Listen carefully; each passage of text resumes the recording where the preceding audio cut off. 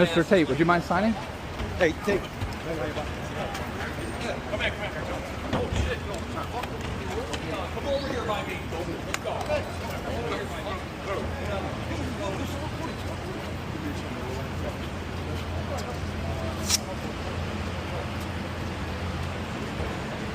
Back up. Back up.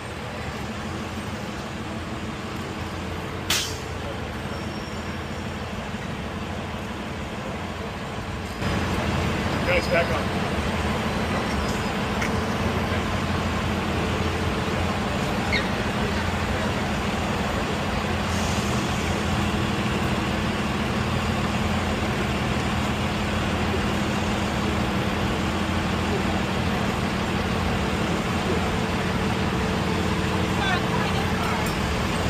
You know this corner? Yeah. Are you able to pull it up some sort of way? You gotta get this. Okay.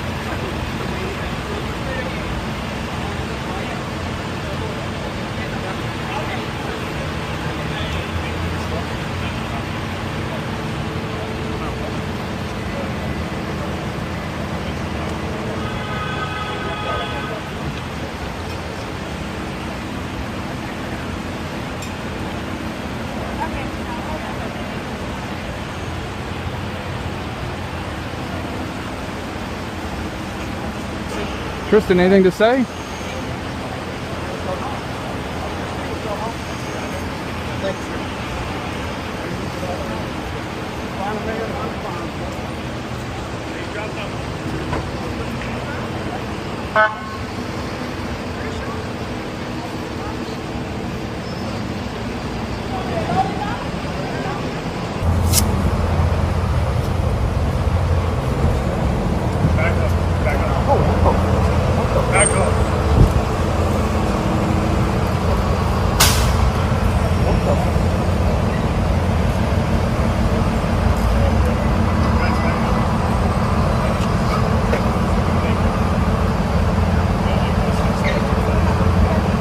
This for real?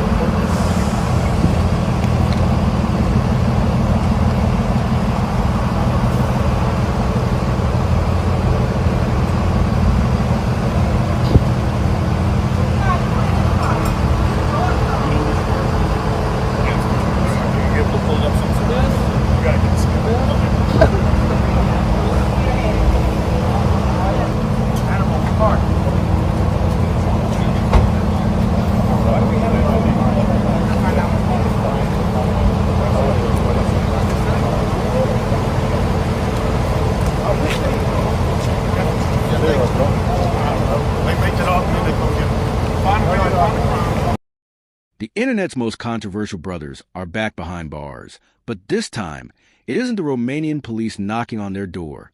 In a lightning-fast operation that has sent shockwaves across the globe, U.S. Marshals have just intercepted Andrew and Tristan Tate in Miami. Taken down on American soil under a cloud of secrecy, the brothers are facing a sudden extradition request from the United Kingdom. British authorities have leveled massive charges against them, including multiple counts of human trafficking and rape. The allegations stem from a dark period between 2010 and 2017, long before they became global household names.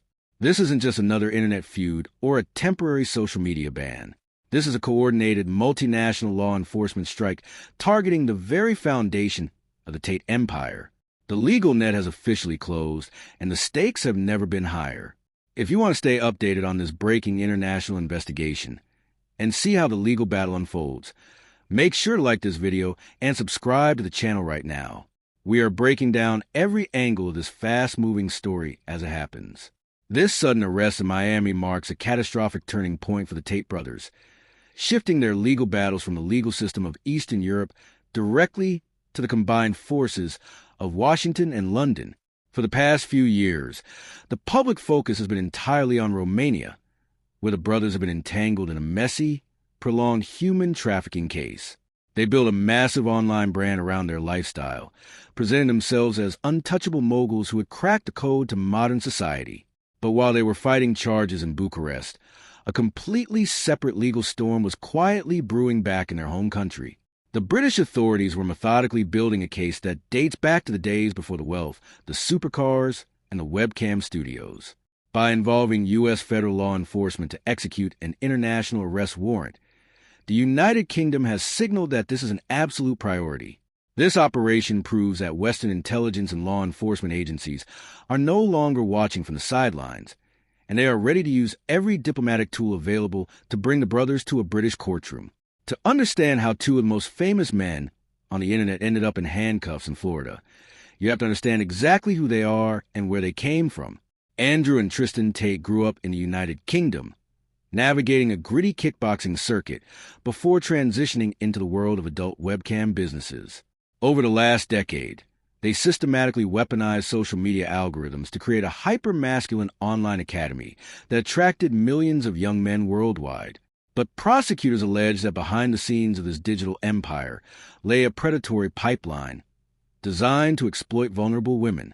The core of the UK charges relies on the allegation that the brothers used specific psychological manipulation tactics, often referred to as a lover boy method, to coerce women into working for their adult entertainment ventures. For years, the Tates dismissed these allegations as disgruntled fabrications or a coordinated smear campaign by mainstream institutions. However, the UK Crown Prosecution Service has quietly accumulated evidence, testimonies, and communication logs spanning nearly a decade, waiting for the right legal window to strike.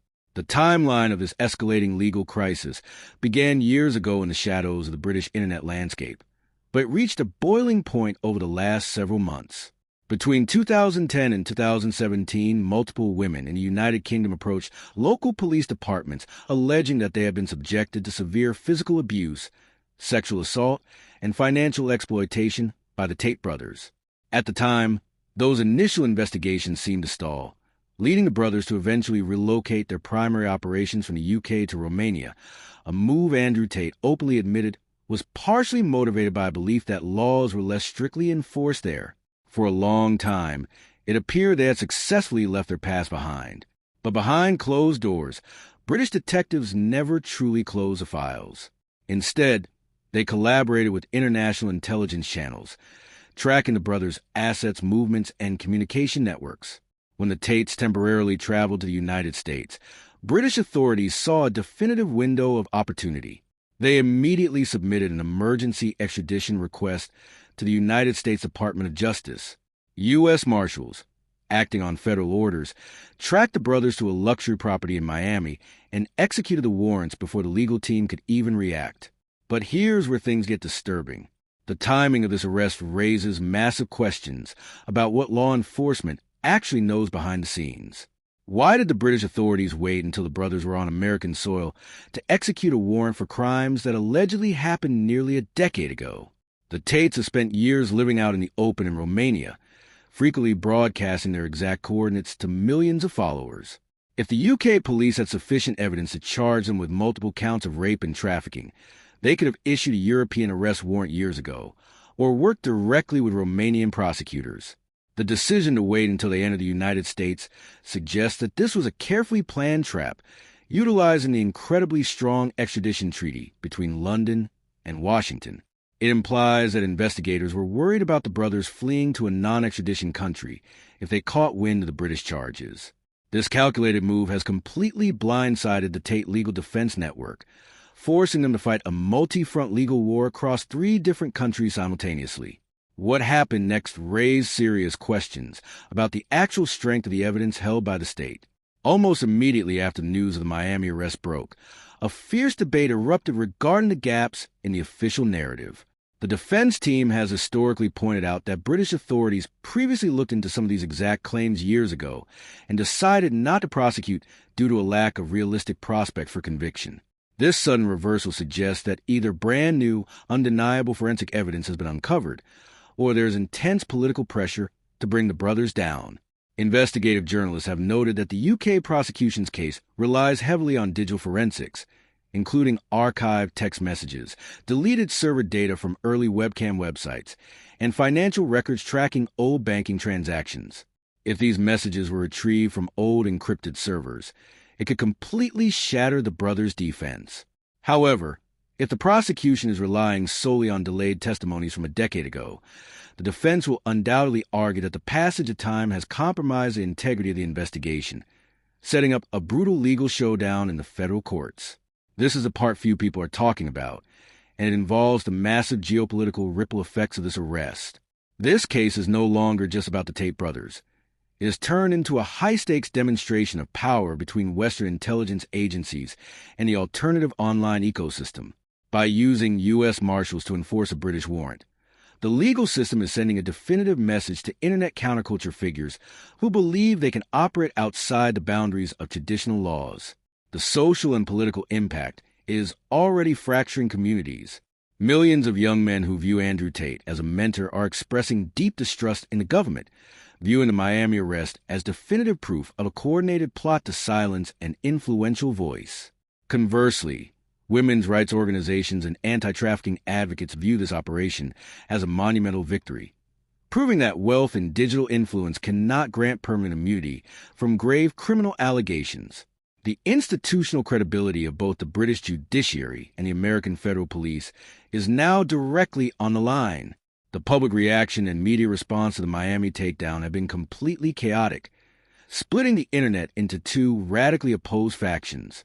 Mainstream news networks immediately ran breaking news segments, framing the arrest as the long overdue cornering of dangerous international fugitives. On social media platforms, the response was instantaneous and intensely hostile. Supporters launched massive campaigns claiming the charges were entirely fabricated, flooding comment sections with theories about an invisible establishment trying to suppress the brothers' message. Meanwhile, legal analysts and criminal experts have crowded onto podcasts and news panels, dissecting the unique mechanics of international extradition law. They point out that fighting an extradition request from inside the United States is an incredibly difficult uphill battle, as American federal courts rarely deny requests from close allies like the United Kingdom, unless there is a glaring violation of constitutional rights. Looking forward, the legal trajectory for Andrew and Tristan Tate looks incredibly grim and exhausting. They are currently being held in a federal detention facility, where they will first face a U.S. federal judge regarding the validity of the international warrant. Their legal team will almost certainly try to secure bail, arguing that the brothers are not a flight risk and are willing to contest the allegations openly. However, given their immense wealth, private aviation access, and history of mocking Western legal jurisdictions, federal prosecutors will fight tooth and nail to keep them locked up without bond. The extradition process itself could take anywhere from several weeks to months, depending on how many appeals the defense files. If the U.S. courts approve the extradition, the brothers will be placed on a federal transport plane directly to London, where they will immediately be placed into the British prison system to await a formal criminal trial. This sudden arrest completely changes the board for the Tate brothers, stripping away the geographical protection they relied on for years. The image of the untouchable internet tycoon has been replaced by the reality of a cold federal holding cell. As the legal machinery of two global superpowers grinds forward, the world is left to watch whether this will be the final chapter of their empire, or they will somehow find a way to break through the net. The truth behind what happened between 2010 and 2017 is finally going to be dragged into the light of a courtroom, and the consequences will be absolute. What do you think is the real driving force behind this sudden Miami arrest? Do you think the UK authorities have undeniable evidence, or is this a calculated move to permanently shut them down? Drop your thoughts in the comments below, and let's get a conversation going.